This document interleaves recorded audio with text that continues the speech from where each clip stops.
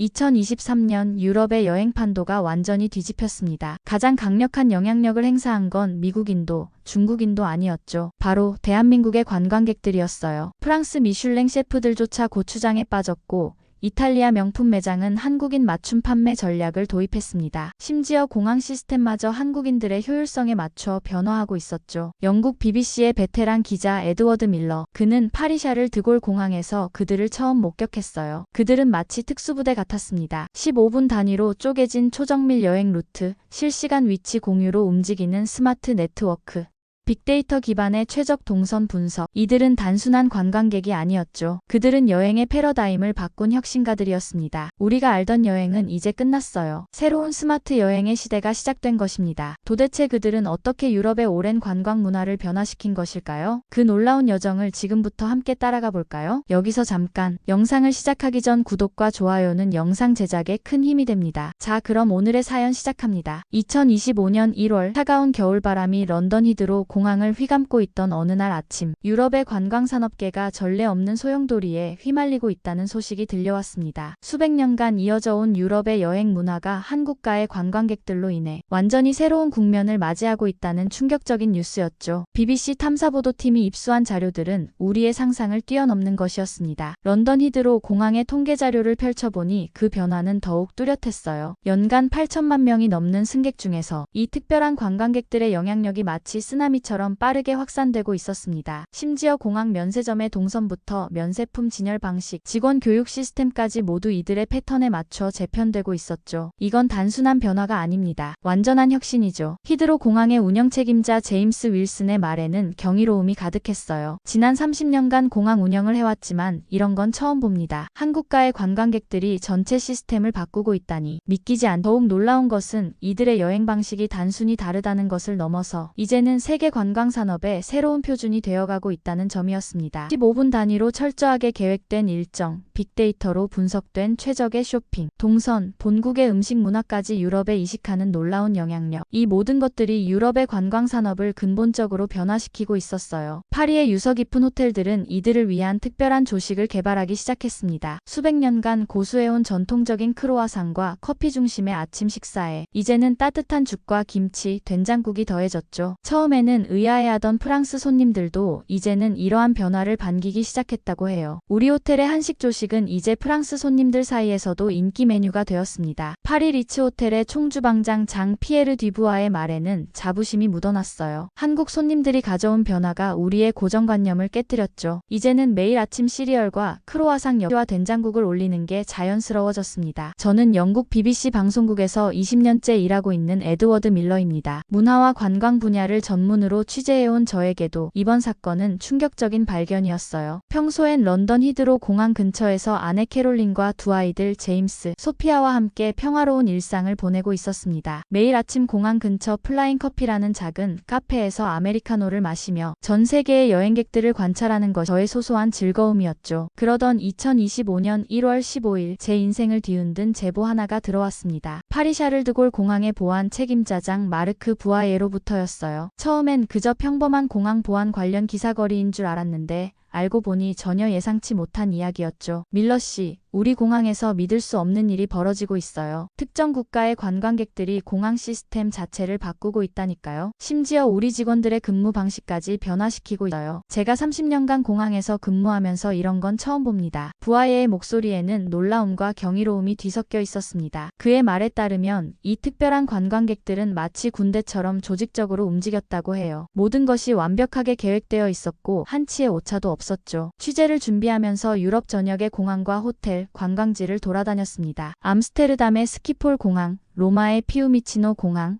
프랑크푸르트 공항까지. 그리고 그곳에서 발견한 것들은 제가 20년간 쌓아온 관광산업에 대한 모든 상식을 뒤흔들어 놓았어요. 이들은 단순한 관광객이 아니었습니다. 새로운 여행 문화를 만들어가는 선구자들이었죠. 여행의 모든 순간을 데이터로 분석하고 최적화하며 더 나은 방향으로 발전시켜 나가는 혁신가들이었습니다. 2019년 한국 취재 당시의 기억이 떠올랐습니다. 서울 인사동의 전통 찻집에서 보았던 느린 차, 문화와 경복궁의 여유로운 관광객들, 템플스테이에서 만난 고요한 시간들. 하지만 이번에 만난 한국인들은 완전히 달랐습니다. 치밀하고 체계적이며 동시에 놀랍도록 효율적이었어요. 런던에서 파리로 향하는 유로스타 열차 안에서 저는 이번 취재의 방향을 고민했습니다. 단순히 특이한 관광객들의 이야기가 아닌 새로운 여행 문화의 탄생을 기록해야 한다는 생각이 들었어요. 창밖으로 스쳐 지나가는 영국과 프랑스의 풍경을 보며 이들이 가져올 변화가 얼마나 더 깊고 광범위할지 상상해 보았습니다. 파리 북역에 도착하자마자 느낀 것은 공기가 달라졌다는 점이었어요. 예전의 파리는 여유로움과 낭만이 가득했다면 이제는 그 속에 효율성과 체계성이 더해진 듯 했습니다. 특히 관광지 근처의 상점들과 레스토랑들은 마치 새로운 시대를 맞이한 듯한 분위기였죠. 노트르담 성당 앞 카페에 앉아 에스프레소를 마시며 지나가는 관광객들을 관찰했습니다. 대부분의 관광객들이 지도를 들여다보며 길을 헤매는 동안 한국인 관광객들은 스마트폰 하나로 완벽한 동선을 그려내고 있었어요. 실시간으로 공유되는 위치 정보, 최적화된 관광 경로, 심지어 화장실 위치까지 모든 것이 앱 하나에 담겨 있었죠. 이러한 변화의 중심에는 늘 한국인 관광객들이 있었습니다. 그들은 마치 잘 짜여진 오케스트라처럼 움직였어요. 각자의 역할이 정확했고 움직임은 효율적이었으며 그 속에서도 여행을 즐기는 모습이었죠. 때로는 사진을 찍고 때로는 웃으며 대화를 나누고 그러면서도 결코 계획된 일정에서 벗어나지 않았습니다. 파리의 첫날 밤, 몽마르트 언덕 위 호텔 창 너머로 반짝이는 에펠탑을 바라보며 생각했습니다. 이제부터 시작될 취재가 단순한 관광 트렌드의 변화가 아닌 새로운 문화의 탄생을 기록하는 여정이 될 것이라는 걸요. 그리고 그 예감은 정확했습니다. 노트북을 펼쳐 첫날의 기록을 정리하면서 내일은 어떤 놀라운 발견들이 기다리고 있을지 기대가 되었습니다. 창 밖으로는 여전히 파리의 밤거리가 낭만적인 불빛을 발하고 있었지만 그 속에서 조용히 진행되고 있는 변화의 물결이 느껴지는 듯 했어요. 이제 막 시작된 이 특별한 취재 여정이 어떤 이야기들을 들려줄지 저는 그 다음 날을 기다릴 수 없었습니다. 파리 샤를드골 공항에 도착한 것은 이른 아침이었습니다. 아직 어둑한 하늘 아래 수많은 여행객들이 각자의 목적지를 향해 분주히 움직이고 있었죠. 저를 맞이한 것은 10년 경력의 공항 직원 소피였습니다. 그녀의 표정에는 뭔가 특별한 이야기를 들려주고 싶어 하는 설렘이 가득했어요. 매일 아침 이맘때가 되면 특별한 광경을 볼 수 있어요. 소피가 로비 한쪽을 가리켰습니다. 조금만 기다려보세요. 곧 시작될 거예요. 그녀의 말이 채 끝나기도 전에 놀라운 광경이 펼쳐졌습니다. 검은색 롱패딩을 맞춰 입은 수십 명의 사람들이 마치 물결처럼 일사불란하게 움직이기 시작한 거예요. 누구 하나 흐트러짐 없이 완벽한 대열을 이루며 이동하고 있었습니다. 저기 봐요. 또 시작됐어요. 소피가 속삭였고 그녀의 표정에는 경이로움이 가득했습니다. 매일 아침 그들은 이렇게 나타나요. 마치 군대 같죠? 하지만 더 놀라운 건 따로 있어요. 소피의 안내를 따라 면세점 쪽으로 이동했습니다. 그곳에서 저는 더욱 믿기 힘든 광경을 목격했죠. 다른 관광객들이 진열대 앞에서 우왕좌왕할 때 이들은 마치 미리 짜놓은 것처럼 움직였어요. 각자의 위치에서 필요한 제품을 정확하게 집어들고 계산대로 향했습니다. 이게 다가 아니에요. 이분들 손에 든 쇼핑 리스트를 보셨나요? 소피가 건넨 한 장의 종이를 보고 저는 입을 다물지 못했습니다. 거기에는 브랜드별 가격이 센트 단위까지 비교 분석되어 있었고 각 매장의 위치와 이동 동선까지 완벽하게 계산되어 있었어요. 심지어 환율 변동에 따른 가격 변화까지 고려되어 있었죠. 특히 인상 깊었던 건 이들이 서로를 챙기는 모습이었습니다. 누군가 조금이라도 뒤처지면 즉시 위치가 공유되었고 도움이 필요한 사람이 있으면 서로 자연스럽게 도왔죠. 마치 오랫동안 함께 훈련받은 특수부대 같았어요. 사실 이분들 덕분에 우리 공항 시스템도 많이 바뀌어요. 소피는 조심스럽게 말을 이어갔습니다. 그녀의 말에 따르면 공항 측은 이들의 효율적인 동선을 연구해 시설 배치를 재조정했다고 해요. 심지어 다른 나라 관광객들도 이들의 방식을 따라하기 시작했다고 합니다. 공항에서의 취재를 마친 후 소피가 저에게 한 장의 종이를 건넸습니다. 관광객 중 한 그룹이 실수로 놓고 간 거예요. 제가 보관하고 있었죠. 한번 잘 보세요. 종이를 펼쳐든 순간 저는 할 말을 잃었습니다. 15분 단위로 쪼개진 일정표, 모든 장소의 도착 출발 시간이 분 단위로 기록되어 있었고 이동 동선까지 완벽하게 계산되어 있었어요. 심지어 화장실 휴식 시간과 사진 촬영 시간까지 정확히 배분되어 있었죠. 처음 이걸 봤을 때 저도 믿기 힘들었어요. 이게 정말 여행 계획이 맞나 싶었거든요. 소피의 말처럼 이건 마치 군사 작전 계획서 같았습니다. 각 장소별 체류 시간은 물론 혼잡 시간대를 피해 움직이는 동선까지 치밀하게 계산되어 있었어요. 더욱 놀라운 건 이 계획에 숨겨진 데이터였어요. SNS 후기, 현지 날씨 통계,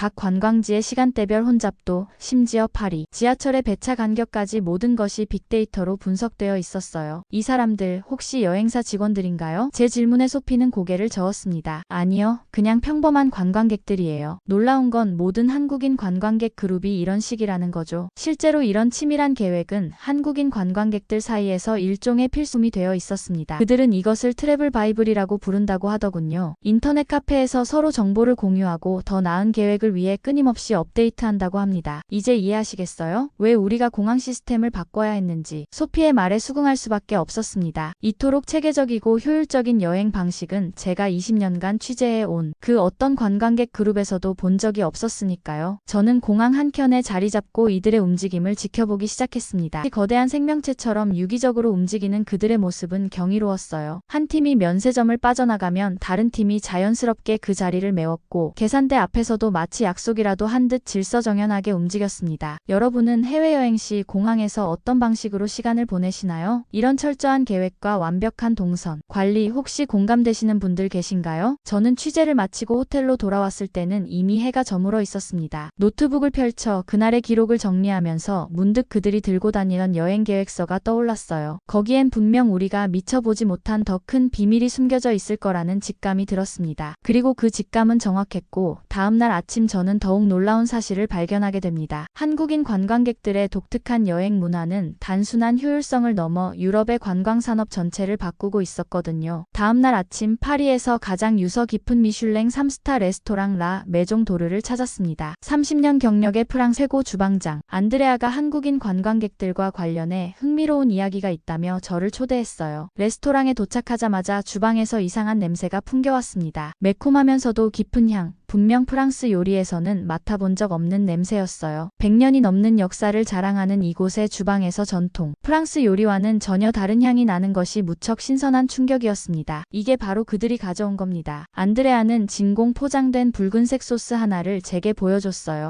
처음에는 손님들이 자신의 요리에 이상한 소스를 넣는다는 게 굉장히 불쾌했어요. 프랑스 요리의 자존심이 상하는 것 같았거든요. 하지만 지금은 오히려 그가 먼저 고추장을 요리에 활용하고 있었습니다. 안드레아의 주방 한켠에는 다양한 한국 소스들이 자리 잡고 있었어요. 고추장은 물론이고 된장, 간장, 심지어 새빨간 김치까지 있었죠. 처음엔 이해할 수 없어요. 우리 레스토랑의 요리는 완벽한데 왜 자기들의 소스를 가지고 다니는 걸까 하고요. 하지만 시간이 지날수록 깨달았죠. 이게 단순한 소스가 아니라는 걸요. 안드레아의 말에 따르면 한국인 관광객들은 늘 진공 포장된 김치와 고추장을 가방에 넣고 다녔다고 해요. 보안 검색대에서 가끔 적발되기도 하지만 그들에겐 마치 필수품 같은 거였죠. 놀라운 건 그들의 식사 예절이에요. 음식을 함부로 대하지 않고 항상 감사한 마음으로 먹더군요. 자신들의 소스를 넣으면서도 우리 요리의 본질은 존중했어요. 그래서 저도 점점 그들의 입맛에 실제로 안드레아의 레스토랑은 최근 메뉴를 일부 변경했습니다. 한국인들의 입맛을 고려한 새로운 요리를 선보이기 시작한 거예요. 전통 프랑스 요리의 기본은 유지하면서도 한국적인 맛을 가미한 퓨전 요리들이었습니다. 보세요. 이건 제가 새로 개발한 라구 드 보프와 라 코레엔느예요. 안드레아가 내온 요리는 겉보기에는 전형적인 프랑스 스타일의 소고기 스튜였지만 맛을 보니 묘한 감칠맛과 매운맛이 어우러져 있었습니다. 고추장과 된장을 살짝 넣어 마지막에 김치를 다져서 액센트를 줬어요. 처음에는 미슐랭 평가단의 반응이 걱정됐지만 오히려 그들도 이런 새로운 시도를 긍정적으로 봤죠. 더 놀라운 건 이 변화가 다른 손님들에게도 좋은 반응을 얻고 있다는 점이었습니다. 이제는 프랑스 손님들도 고추장 소스를 요청하기도 하고 심지어 일부 요리는 한국식으로 해달라고 주문하는 경우도 있다고 해요. 30년 동안 한 번도 바꾸지 않았던 레시피를 수정하게 된 이유가 바로 이겁니다. 그들은 우리에게 새로운 가능성을 보여줘 음식의 맛은 국경을 넘어설 수 있다는 걸 깨닫게 해준 거죠. 식당의 와인 저장고로 내려가는 길에 흥미로운 광경을 목격했습니다. 와인 병 사이사이에 한국 전통주들이 자리 잡고 있었어요. 막걸리부터 프리미엄 청주까지 다양한 한국 술들이 프랑스의 최고급 와인들과 나란히 진열되어 있었죠. 이제는 한국 손님들이 오시면 와인과 함께 막걸리도 추천해드려요. 특히 치즈와 막걸리의 조합이 의외로 좋다는 걸 알게 됐거든요. 프랑스 손님들 중에서도 이런 새로운 페어링을 즐기시는 분들이 늘어나고 있어요. 저녁 서비스를 준비하는 주방을 둘러보면서 문득 깨달은 것이 있었습니다. 한국인들의 여행 문화는 단순히 관광지를 둘러보는 것이 아니었어요. 그들은 자신들의 정체성을 잃지 않으면서도 새로운 문화와 조화를 이루는 법을 알고 있었습니다. 매일 아침 장보기를 가면 이제는 고추와 마늘도 사옵니다. 안드레아의 말에는 웃음이 묻어났어요. 우리 프랑스 요리사들이 시장에서 고추를 고르고 있다니 생각이나 했겠어요? 하지만 이제는 자연스러워졌죠. 이게 바로 문화의 힘인 것 같아요. 식당을 나서며 시계를 확인했습니다. 오후 3시. 이제 파리 샹젤리제 거리에서 마르코를 만나러 갈 시간이었죠. 그는 제가 BBC 패션 다큐멘터리를 만들 때부터 알고 지낸 베테랑 명품 매장 매니저입니다. 이번 취재를 준비하면서 가장 먼저 연락했던 사람이기도 하고요. 한국인 관광객들의 쇼핑 습관에 대해 당신이 꼭 봐야 할 게 있어요. 이쪽 업계에서 일한 지 20년이 넘었지만 이런 건 처음이에요. 마르코의 말이 자꾸 머릿속에서 맴돌았습니다. 저는 파리 시내를 가로질러 샹젤리제 거리로 향했습니다. 파리의 샹젤리제 거리, 마르코의 매장에 도착하자마자 특이한 광경이 눈에 들어왔습니다. 매장 밖에는 한국인 관광객들이 줄을 서서 기다리고 있었는데 모두가 스마트폰으로 뭔가를 열심히 확인하고 있었죠. 마치 콘서트 입장을 기다리는 팬들처럼 질서정연했습니다. 드디어 오셨네요. 잘 보세요. 이제 곧 시작됩니다. 마르코가 저를 매장 한쪽으로 안내했습니다. 20년 경력의 베테랑 매니저답게 그의 눈빛에는 뭔가 특별한 것을 보여주고 싶어 하는 기대감이 가득했어요. 그의 말대로 몇 분 후 놀라운 일이 벌어졌습니다. 매장에 들어온 한국인들은 마치 미리 약속이라도 한 듯 각자 다른 제품들을 정확하게 집어들었어요. 보통은 매장에 들어와서 이것저것 구경하고 고르는 게 일반적이잖아요. 하지만 이분들은 달라요. 이미 무엇을 살지 정확히 알고 있죠. 마르코가 건넨 한 고객의 쇼핑 리스트를 보고 저는 또 한 번 놀랐습니다. 거기에는 파리, 런던, 밀라노의 가격이 유로, 파운드, 원화로 전부 계산되어 있었고 각 도시별 세금 환급률까지 꼼꼼하게 비교되어 있었어요. 이게 다가 아니에요. 이분들은 인플루언서들의 실시간 방송을 보면서 쇼핑을 해요. 어떤 제품이 인기 있는지, 재고는 얼마나 남았는지 모든 정보가 실시간으로 공유되죠. 실제로 한 고객의 화면을 보니 실시간 방송을 통해 매장의 재고 상황과 정보를 확인하고 있었습니다. 심지어 다른 나라 매장의 가격까지 한눈에 비교할 수 있더군요. 처음에는 저희도 당황스러웠어요. 손님이 매장에 오기도 전에 우리 매장의 모든 정보를 알고 있다니 말이죠. 하지만 이제는 저희가 오히려 배우고 있습니다. 마르코의 말처럼 매장의 운영 방식도 변화하고 있었습니다. 재고 관리 시스템이 실시간으로 업데이트되고 직원들은 한국어로 된 제품 정보를 숙지하기 시작했죠. 심지어 매장 디스플레이도 인스타그래머블한 포토존을 고려해 재배하고 해요. 여기 보세요. 이건 지난달 판매 데이터입니다. 마르코가 보여준 태블릿에는 놀라운 숫자들이 있었습니다. 매장 전체 매출의 40%가 한국인 관광객들로부터 나온다는 거였죠. 더 놀라운 건 반품률이 다른 국가 관광객들의 손의 1수준이라는 겁니다. 이분들은 결코 충동 구매를 하지 않아요. 철저한 분석과 계산이 뒷받침된 소비를 하죠. 덕분에 우리도 재고 관리가 훨씬 수월해졌어요. 매장 안쪽으로 들어가 보니 또 다른 특이한 점이 눈에 띄었습니다. 한쪽 벽면에는 큰 모니터가 설치되어 있었고 거기에는 실시간 환율과 세금 환급 정보가 표시되고 있었어요. 이것도 한국 손님들 때문에 설치했어요. 다른 손님들은 별로 신경 쓰지 않는 정보지만 한국 분들은 이런 정보에 굉장히 민감하거든요. 1유로 1센트 차이까지 계산하시니까요. 진열대 앞에서는 한 한국인 고객이 제품을 살펴보며 스마트폰으로 바코드를 스캔하고 있었습니다. 저건 뭐 하시는 거죠? 제가 물었어요. 아, 가격 비교 앱이에요. 전 세계 매장의 가격을 실시간으로 비교할 수 있죠. 심지어 항공편 가격까지 고려해서 어느 나라에서 사는 게 가장 이득인지 계산해준다고 해요. 놀랍지 않나요? 매장 한켠에 마련된 VIP룸으로 들어가 보니 그곳에도 변화의 흔적이 있었습니다. 전통적인 샴페인 대신 고급 녹차가 준비되어 있었고 한글로 된 제품 카탈로그가 비치되어 있었죠. 작년부터는 한국 명절 시즌에 맞춰 특별 컬렉션을 선보이기 시작했습니다. 특히 설날과 추석 시즌에는 선물용 패키지를 따로 준비하죠. 다른 아시아 국가 손님들도 이런 패키지를 굉장히 좋아하세요. 마르코는 잠시 생각에 잠기더니 말을 이었습니다. 알고 계신가요? 최근에는 다른 나라 관광객들도 한국 손님들의 쇼핑 방식을 따라하기 시작했어요. 가격 비교 앱을 사용하고 실시간 방송을 보면서 쇼핑을 하죠. 한국 분들이 쇼핑의 새로운 기준을 만들어가고 있는 거예요. 매장을 나서며 마지막으로 들은 마르코의 말이 특히 인상적이었습니다. 밀러, 이게 단순한 쇼핑이 아니에요. 이분들은 우리에게 새로운 소비 문화를 가르쳐주고 있는 거죠. 밖으로 나오니 해가 저물기 시작하고 있었지만 매장 앞에 줄은 여전했습니다. 그들의 손에 들린 스마트폰 화면에는 여전히 실시간 방송이 진행되고 있었고 서로 가격과 제품 정보를 공유하는 모습이 보였어요. 여러분도 해외여행 시 이렇게 철저한 쇼핑 계획을 세우시나요? 혹시 특별한 쇼핑 앱이나 노하우가 있다면 댓글로 공유해주세요. 가장 기억에 남는 해외 쇼핑 경험도 궁금합니다. 파리의 유명한 카페 거리를 거리를 걷다가 특이한 광경을 발견했습니다. 에펠탑이 보이는 카페 테라스에 자리 잡은 한국인 관광객들이 한창 무언가에 집중하고 있었어요. 처음엔 여행 사진을 정리하는 줄 알았는데 가까이서 보니 업무용 노트북을 펼쳐놓고 있었습니다. 시차를 활용하는 거예요. 제가 한참 카페 안을 유심히 살펴보고 있을 때였습니다. 노트북을 펼쳐놓고 일하던 한 한국인 여성이 제 시선을 느꼈는지 고개를 들었어요. 호기심 어린 제 모습을 본 그녀는 친근한 미소와 함께 설명을 시작했습니다. 우리는 이걸 워케이션이라고 불러요. 일도 하고 여행도 즐기는 거죠. 그녀의 이름은 김지연, 서울의 한 IT 기업에서 프로젝트 매니저로 일하고 있다고 했습니다. 놀라웠던 건 이들의 업무 효율성이었어요. 한 손으로는 에스프레소를 마시면서도 다른 손으로는 빠르게 키보드를 두드리고 있었습니다. 중간중간 동료들과 화상회의도 하고 메일도 확인하면서 말이죠. 보통 오전에는 파리를 관광해요. 한국이 잠든 시간이니까요. 그리고 오후부터는 이렇게 일을 하죠. 한국이 깨어나는 시간이거든요. 지연 씨의 노트북 화면에는 여러 개의 창이 켜져 있었습니다. 업무용 메신저, 이메일, 프로젝트 관리 툴. 마치 서울 사무실에 있는 것처럼 완벽한 업무 환경이었어요. 더 충격적인 건 그들의 책상 위에 놓인 여행 일정표였습니다. 업무 시간과 관광 일정이 완벽하게 조화를 이루고 있었어요. 오전 9시부터 오후 2시까지는 관광, 오후 3시부터 저녁 9시까지는 업무, 그리고 저녁 시간은 다시 파리의 밤을 즐기는 일정이었죠. 실시간으로 업무 처리가 가능하니까 회사에서도 별말이 없어요. 오히려 시차 덕분에 더 여유롭게 일할 수 있죠. 한국의 긴급한 업무는 우리가 잠든 시간에 들어오니까 아침에 일어나서 처리하면 되거든요. 옆 테이블에서는 한 인플루언서가 열심히 콘텐츠를 제작하고 있었습니다. 완벽한 구도로 음식을 촬영하고 실시간으로 편집해서 올리는 모습이 프로페셔널 그 자체였어요. 우리는 이걸 디지털 노마드라고 불러요. 또 다른 테이블의 청년이 대화에 참여했습니다. 프리랜서 개발자라는 그는 3개월째 유럽을 돌면서 일하고 있다고 했어요. 노트북만 있으면 어디서든 일할 수 있잖아요. 왜 꼭 한국에서만 일해야 하나요? 특히 인상 깊었던 건 그들의 장비였습니다. 태블릿, 스마트폰을 자유자재로 오가며 업무를 처리했고 심지어 휴대용 와이파이까지 들고 다녔죠. 인터넷 연결이 불안정한 유럽의 카페에서도 이들은 마치 사무실에 있는 것처럼 일했습니다. 프랑스 사람들이 우리를 이상하게 보기도 해요. 왜 휴가 때 일하냐고요. 하지만 이게 우리 방식이에요. 일과 삶의 경계를 새롭게 정의하는 거죠. 지연 씨의 말에는 자부심이 묻어났습니다. 카페 주인 피에르도 이들의 변화를 실감하고 있었어요. 처음에는 손님들이 노트북을 펼쳐놓고 몇 시간씩 있는 게 불편했어요. 하지만 이제는 이들을 위한 특별한 공간을 마련했죠. 전기 콘센트도 더 설치하고 와이파이도 증설했어요. 실제로 카페 한쪽에는 디지털 노마드 존이라고 불리는 공간이 마련되어 있었습니다. 편안한 의자와 넓은 테이블, 충분한 전기 콘센트, 그리고 안정적인 와이파이까지 마치 작은 코워킹 스페이스 같았어요. 이제는 다른 나라 관광객들도 이곳을 찾아와요. 특히 젊은 여행자들이 많죠. 한국인들이 만들어낸 새로운 문화가 전 세계로 퍼져나가는 것 같아요. 피에르의 말에는 경이로움이 담겨 있었습니다. 해가 저물어가는 카페에서 저는 그들의 하루 일과를 지켜보았습니다. 오후 3시가 되자 모두가 자연스럽게 업무 모드로 전환했어요. 화상회의가 시작되고 키보드 소리가 카페를 채웠습니다. 서울 본사와 통화하기 딱 좋은 시간이에요. 지연 씨의 노트북 화면에는 서울 사무실의 동료들이 보였습니다. 그들은 아침 회의를 시작하고 있었고 파리의 오후는 그렇게 서울의 아침과 이어졌어요. 이들의 업무 스타일은 완벽하게 체계화되어 있었습니다. 구글 캘린더에는 파리 시간과 서울 시간이 동시에 표시되어 있었고 업무용 메신저에는 시차를 고려한 알림 설정이 되어 있었죠. 가끔은 좀 힘들기도 해요. 밤에 긴급한 연락이 오면 새벽에 일어나서 확인해야 하니까요. 하지만 이 정도 불편함은 감수할 만해요. 파리에서 일하면서 에펠탑을 볼 수 있는데 이 정도쯤이야. 카페를 나서며 문득 깨달았습니다. 이건 단순한 여행이 아닌 새로운 라이프 스타일의 탄생이었어요. 여행의 경계를 허물고 24시간을 완벽하게 활용하는 그들만의 방식. 카페를 나서며 고개를 들어보니 노을이 지고 있었습니다. 하지만 한국인 관광객들의 하루는 아직 끝나지 않았어요. 서울의 아침이 시작되면서 그들의 또 다른 하루가 시작되고 있었으니까요. 샤를드골 공항의 CCTV 관제실은 거대한 암실과 같았습니다. 수십 개의 모니터가 푸른빛을 내뿜으며 공항 곳곳의 모습을 비추고 있었어요. 이곳에서 본 영상은 충격적이었습니다. 일반 관광객들이 무작위로 움직이는 것과 달리 한국인 단체는 마치 물이 흐르듯 자연스럽게 하지만 매우 효율적으로 움직이고 있었어요. 보세요. 이건 3개월 전 촬영된 영상입니다. 베테랑 관제실 책임자 피에르가 한 화면을 가리켰습니다. 일반 관광객들은 이렇게 무작위로 움직이죠. 하지만 한국인 단체는 피에르가 다른 화면을 켰습니다. 놀랍게도 한국인 관광객들은 마치 컴퓨터 시뮬레이션처럼 최적화된 동선으로 움직이고 있었어요. 체크인 카운터, 보안 검색대, 면세점까지 모든 동선이 완벽하게 계산되어 있었습니다. 처음에는 저희도 이해할 수 없어요. 어떻게 이런 게 가능할까? 하지만 나중에 알게 됐어요. 이분들은 출국장 지도를 미리 연구하고 최적의 동선을 계산해 오시는 거더라고요. 피에르의 설명에 따르면 한국인 관광객들은 공항 앱으로 실시간 혼잡도를 체크하고 보안 검색대의 대기 시간까지 계산해 움직인다고 합니다. 심지어 수화물을 어디서 받아야 가장 효율적인지까지 알고 있었죠. 여기 보세요. 피에르가 한 모니터를 가리켰습니다. 화면 속에서 한 한국인 단체가 체크인을 하고 있었어요. 이분들 전부 모바일 체크인을 미리 해오 카운터에서는 수화물만 붙이면 되죠. 심지어 가방에도 위치 추적기를 달아오시더라고요. 더욱 놀라운 건 이들의 동선이 다른 여행객들에게도 영향을 미치고 있다는 점이었습니다. 보세요. 다른 관광객들도 이분들을 따라가기 시작했어요. 마치 물 흐르듯 자연스럽게 최적의 동선이 만들어지는 거죠. 이제는 공항 측에서도 이들의 패턴을 연구하기 시작했다고 해요. 사실 저희가 더 많이 배우고 있어요. 이분들 덕분에 공항시설 배치도 많이 심지어 직원 교대 시간도 조정했어요. 관제실 한쪽 벽면에는 거대한 데이터 보드가 있었습니다. 거기에는 시간대별 승객 흐름과 병목 구간이 실시간으로 표시되고 있었어요. 이것도 한국 손님들 덕분에 생긴 거예요. 이분들이 알려준 데이터 기반 운영의 중요성을 이제야 깨달은 거죠. 이런 것도 있어요. 피에르가 태블릿을 보여줬습니다. 거기에는 한국인 관광객들의 동선이 히트맵으로 표시되어 있었어요. 빨간색이 가장 혼잡한 구간이에요. 이 데이터를 바탕으로 시설 배치를 조정하고 있죠. 관제실 구석에서는 젊은 직원 한 명이 한국어를 공부하고 있었습니다.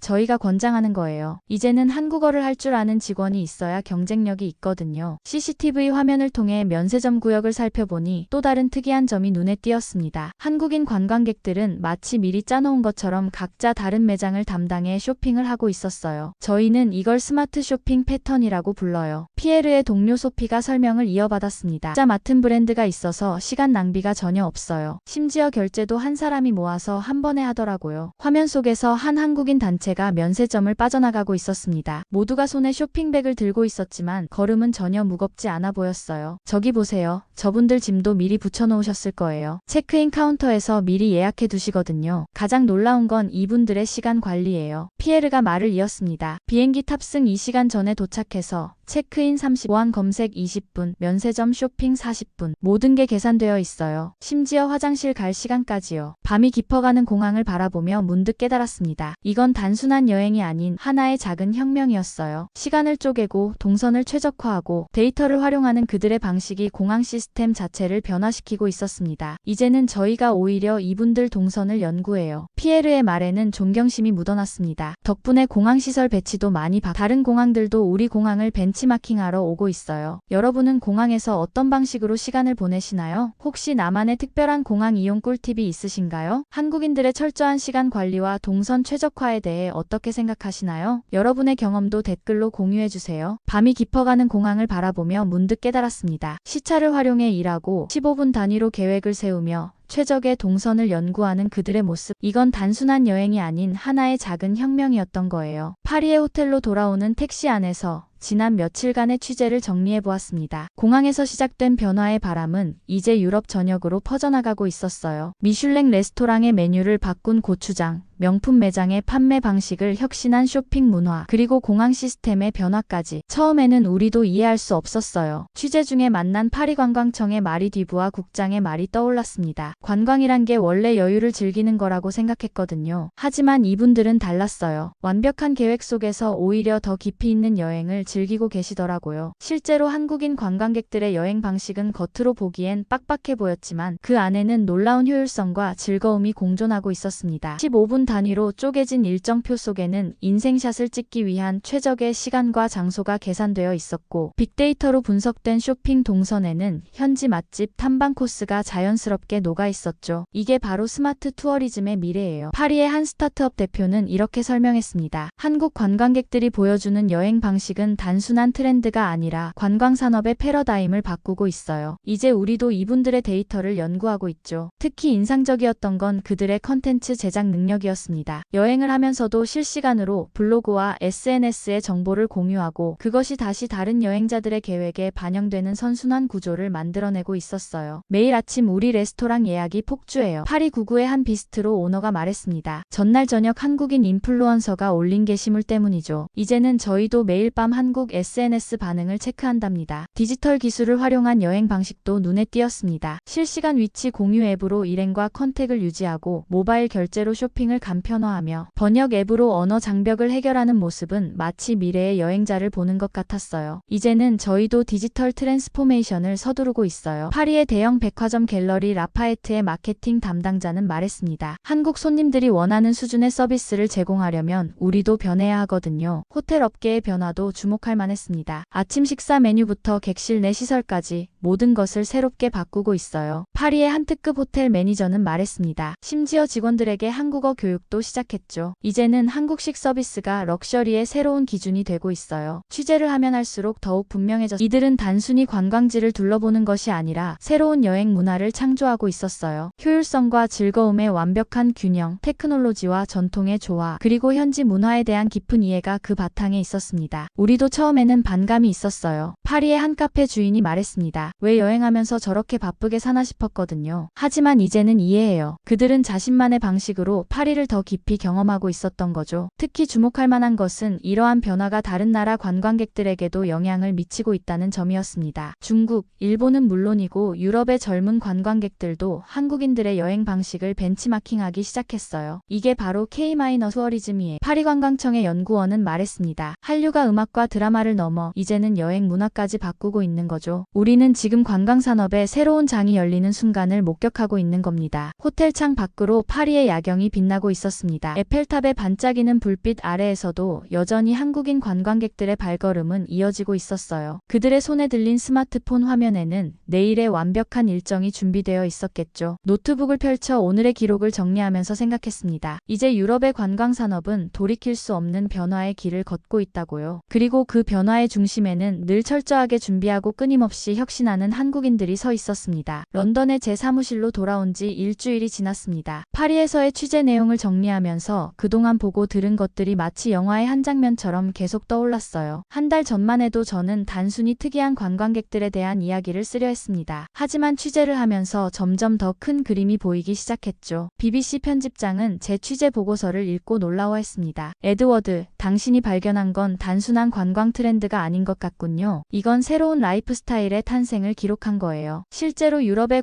관광업계는 이제 한국인들을 특이한 관광객이 아닌 새로운 기준으로 바라보기 시작했습니다. 30년 경력의 프랑스 최고 주방장이 자신의 레시피를 바꾸고 유럽의 명품 매장들이 판매 방식을 수정하고 심지어 공항의 시스템까지 변화시킨 그들의 영향력은 실로 놀라웠어요. 이제는 우리도 한국인 관광객들의 동선을 연구합니다. 히드로 공항의 운영 책임자는 말했어요. 그들의 여행 방식을 분석해보니 놀라울 정도로 효율적이면서도 체계적이더군요. 이제는 다른 공항들도 우리 공항을 벤치마킹하러 옵니다. 파리의 유명 백화점들도 변화를 시작했습니다. 한국 손님들을 위해 만든 실시간 재고 확인 시스템이 있어요. 처음에는 반신반의했지만 이제는 모든 고객이 이용하고 있죠. 심지어 매출도 30% 이상 증가했어요. 갤러리 라파에트의 매니저는 자랑스럽게 말했습니다. 호텔 업계의 변화도 눈에 띄었어요. 이제는 조식 뷔페에 김치와 된장국이 기본이에요. 처음에는 다른 손님들의 반응이 걱정됐는데 오히려 인기 메뉴가 됐죠. 리츠 호텔의 총주방장은 웃으며 말했습니다. 더욱 흥미로운 건 이러한 변화가 단순히 관광 산업에만 국한되지 않는다는 점이었어요. 한국인들의 워케이션 문화는 유럽의 젊은 직장인들 사이에서도 새로운 트렌드가 되어가고 있었습니다. 저도 이제 파리 카페에서 일해요. 한 프랑스 스타트업 직원이 말했습니다. 한국인들처럼 시차를 활용하니까 업무 효율도 높아지고 여행도 즐길 수 있더라고요. 이게 바로 미래의 일하는 방식 아닐. 관광 산업의 전문가들은 이러한 변화가 앞으로 더욱 가속화될 것으로 전망했습니다. 이제는 스마트 투어리즘이 대세가 될 거예요. 한국인들이 보여준 혁신적인 여행 방식이 전 세계 관광 산업의 표준이 되어가고 있습니다. 세계관광기구 UNWTO의 한 연구원은 말했어요. 특히 주목할 만한 것은 이러한 변화가 코로나19 이후에 새로운 여행 트렌드와도 맞닿아 있다는 점입니다. 효율적인 동선 관리, 데이터 기반의 의사결정, 그리고 테크놀로지를 활용한 스마트한 여행 방식은 포스트 코로나 시대에 새로운 여행 문화를 선도하고 있었어요. 한국인들이 보여준 혁신은 우리에게 큰 영감이 되었습니다. 유럽관광위원회의 대변인은 말했어요. 그들은 여행이라는 전통적인 개념에 새로운 가치를 더했습니다. 효율성과 즐거움, 테크놀로지와 문화, 일과 여가의 완벽한 균형을 보여줬죠. 제 책상 위에는 지난 취재에서 모은 자료들이 가득합니다. 15분 단위로 쪼개진 일정, 텐트 단위까지 계산된 쇼핑 목록, 시차를 활용한 업무 계획까지. 이 모든 것들이 이제는 새로운 의미로 다가오더군요. 처음에 저는 그들의 빡빡한 일정과 치밀한 계획이 여행의 즐거움을 빼앗는다고 생각했습니다. 하지만 그건 제 편견이었어요. 오히려 그들은 제한된 시간 안에서 더 많은 것을 보고 더 깊이 경험하고 있었습니다. 이제 제 책상 한켠에는 다음 취재를 위한 새로운 메모가 놓여 있습니다. 이번에는 한국의 서울을 직접 방문해 그들의 이야기를 더 깊이 들여다보려고 해요. 아마도 그곳에서 저는 또 다른 놀라운 발견을 하게 되겠죠. 취재를 마무리하며 문득 든 생각이 있습니다. 어쩌면 우리가 지금 목격하고 있는 것은 전 세계 여행 문화의 새로운 장이 열리는 순간인지도 모르겠어요. 그리고 그 중심에는 늘 철저하게 준비하고 끊임없이 혁신하는 한국인들이 서 있었습니다. 여러분은 이런 한국인들의 여행 스타일에 대해 어떻게 생각하시나요? 혹시 비슷한 경험이나 새로운 여행 팁이 있다면 함께 공유해주세요. 여러분만의 특별한 여행 노하우도 궁금합니다. 자, 오늘의 사연은 어떠셨나요? 재미와 감동이 있었다면 구독과 좋아요 부탁드립니다. 감사합니다. 다음 시간에는 좀 더 재미와 감동이 있는 영상으로 찾아뵙겠습니다.